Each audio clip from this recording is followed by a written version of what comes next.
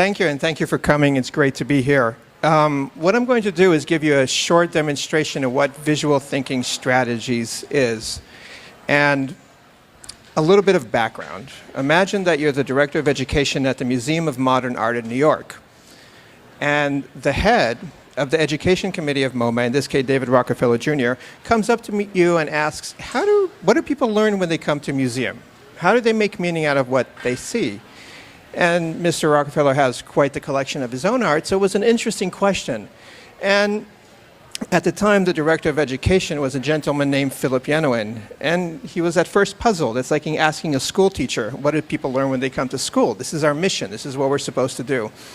But being that it was MoMA and it was David Rockefeller, they decided to do a study and try to figure out, what do you learn when you come from a museum, especially a museum like MoMA, where you're going to end up standing in line for an hour.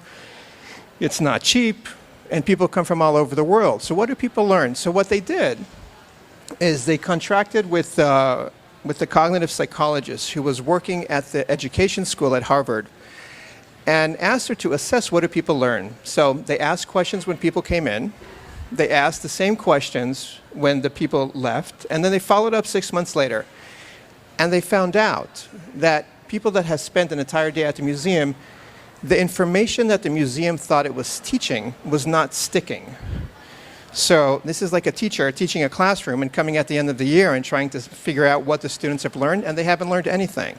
So the museum had a little bit of a dilemma, especially a museum like MoMA, which has a mission to be an institution of education, but what the museum thought they were teaching was not being learned.